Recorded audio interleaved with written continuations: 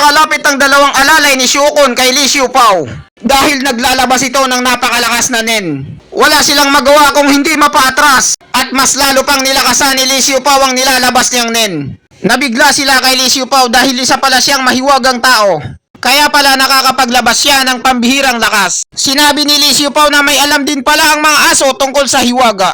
At ang master nila ay mamamatay na sa pagkasakal. Mga kawawang nilalang. Binitawan na siya ni Lee Xiaopao at naging interesado siya sa dalawang aso ni Shukon. Nabigla yung dalawang aso ni Shukon dahil marami daw na tigre at dragon ang nagtatago sa syudad. Kasama ng mga bigating tao dahil daw pareho silang gumagamit ng hiwaga.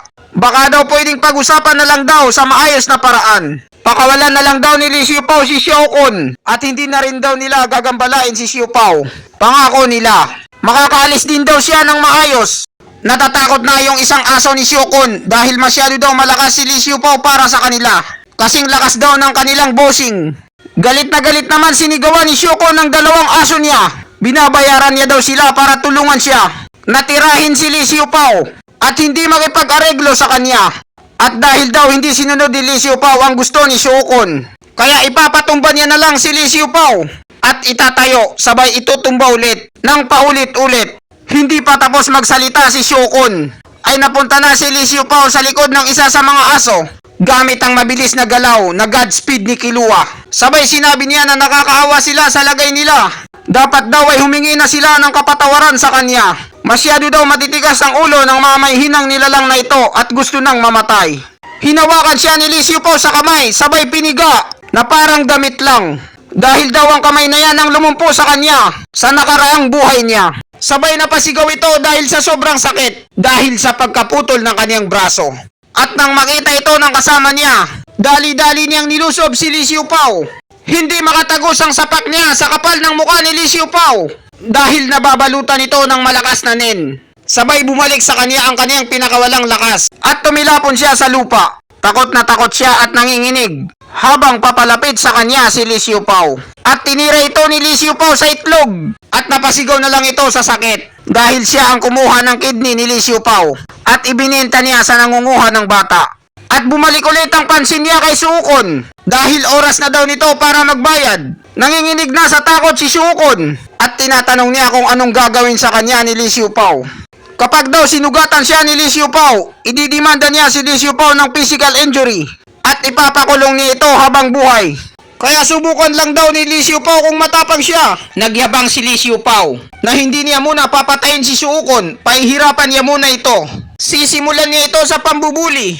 Gusto niyang lumuhod dito sa harap niya ng 100 na parang baboy at magsalita ng parang baboy na 100 para daw masiyahan siya. Ayaw naman itong gawin ni Shukon. Pinandilatan niya lang ng mata si Lee Xiaopao.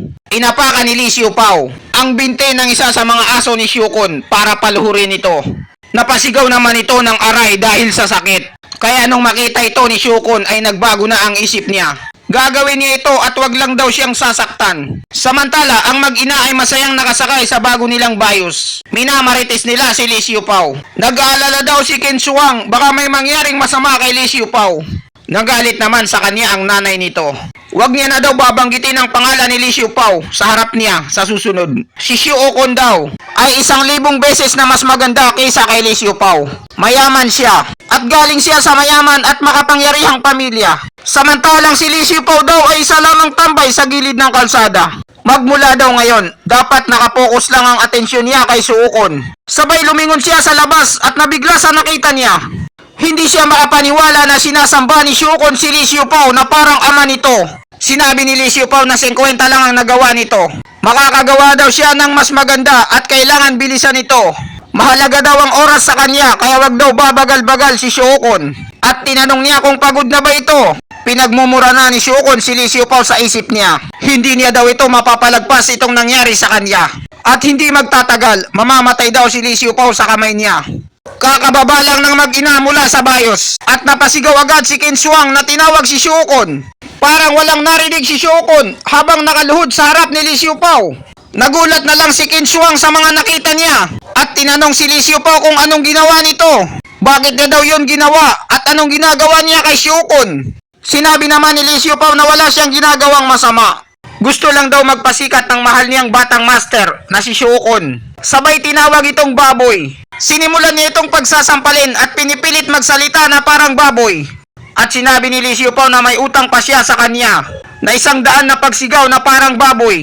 Huwag niya daw itong kakalimutan at kailangan ipakita niya sa lahat kung gaano kagaling umakting ang isang batang master sa pagiging baboy niya. At nagalit naman ang jowa niyang si Qin Shuang sa kanya kahit hindi niya daw nakita kung anong nangyari. Hindi daw pwedeng abusuhin ng isang tao kung ininsulto daw siya. Bakit daw masyadong marahas si Lee Xiu Pao? Nagmumukha daw siyang kontrabida. Kailangan niya daw humingi ng kapatawaran kay Shukon ngayon din. Tinawanan lang ni Lee Xiu Pao ang narinig niyang paghingi ng tawad. Sinabi ni Lee Xiu Pao na kayong mga may hinang nilalang kapag kayo ang nasa itaas at nasa inyo ang kapangyarihan.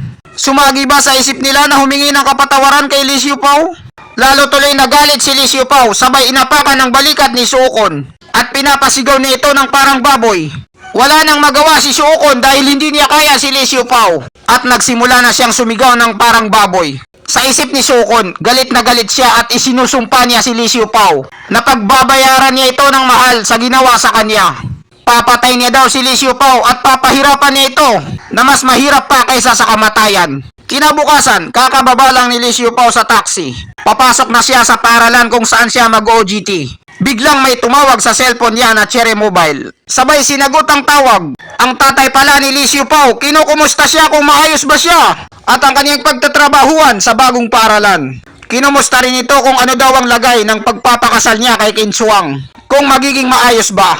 Maluha-luha itong sinagot ni Lee Xiu Pao. Maayos daw siya at kinumusta niya rin ang tatay niya kung okay lang ba siya. Napatanong ang kanyang tatay kung bakit umiiyak si Lee Xiu Pao. Matanda na daw si Lee Xiu Pao para umiyak. Tinanong niya rin kung sinong nagpaiyak kay Lee Xiu Pao. Dahil kokotongan niya ito. Huwag rin daw papahirapan ni Lee Xiu Pao ang sarili niya. At sabihin niya lang daw sa tatay niya kung anong mga problema. Sinabi ni Lee Xiu Pao na hindi siya umiiyak. Masaya lang siya dahil narinig niya ang kanyang tatay. Hindi daw siya basta-basta iiyak dahil nakakahiya sa tatay niya. Okay lang daw si Lee Xiu Pao. At dadalhin niya daw ang kanyang tatay sa suso kapag naging maayos na ang lahat at natapos niya na ang mga kailangan niyang gawin. Makakasa daw sa kanya ang airpot niya. Pagkatapos ay pinutol niya na ang kanilang pag-uusap at nagsimula ng maglakad si Lee Xiu Pao papasok sa eskwelahan. Iniisip niya ang kanyang nakaraang buhay. Palagi siyang binubuli hanggang sa magpatiwakal na lang siya. At ang kanyang nag-iisang pamilya na tatay niya ay nagdusa ng husto. Noong pinapahirapan si Lee Xiu Pao ng mga masasamang tao, hindi nasaksihan ni Lee Xiu Pao kung gaano naghirap ang kanyang ama. Ang naaalala niya lang ay pinahirapan ng kanyang ama. Sumusumpa siya sa langit na hindi na mangyayari ang ganun. Babaguhin niya ang nakaraang nangyari sa buhay niya. Pumasok na si Lee Xiu Pao sa opisina ng mga guro. Sinabi sa kanya ng HR na maswerte siya dahil makakapagtrabaho siya sa sikat na paaralan. Pero wala pa daw bakanting UGT para sa mga guro. Kaya pansamantagal, siya munang mamamahala sa warehouse. Nabigla naman si Lee Xiu Pao bakit siya gagawing warehouse man. Guro naman ang ina-applyan niya. Huwag daw sabihin ni Lee Xiu Pao na hindi sa kanya nasabi na ngayong araw ay may darating na manager para tingnan ang eskwelahan at para malaman kung sinong magiging bagong principal. At kapag hindi daw nalinis ang warehouse na yon sa loob ng ilang oras, hindi daw makakatanggap si Lee Xiu Pao ng sahod sa buwan na ito. Nag-power tripping na yung HR dahil bawal yan sa dole. Tinanong naman ni Lee Xiu Pao kung ang pagpapalagay sa kanya bilang warehouse man ay aprobado ba ng manager. Alam din ba nila kung anong ginagawa niya? Wala din daw itong permiso na galing sa kanila. Sinagot naman siya ng HR kung bakit niya ba ito pinapakialaman. Isa lang daw pipitsugin si Lee Xiu Pao. At ang magiging bagong principal ay walang iba kung hindi si Shukon. At kapag naging principal na daw siya, hindi na daw makakapagsalita ng ganyan si Lee Xiu Pao. Inihagis niya na kay Lee Xiu Pao yung susi ng warehouse na maritis din ng HR na may kasalanan si Lee Xiu Pao kay Yang Shukon. Kaya siguradong tatanggalin niya si Lee Xiu Pao sa trabaho kapag naging principal na ito.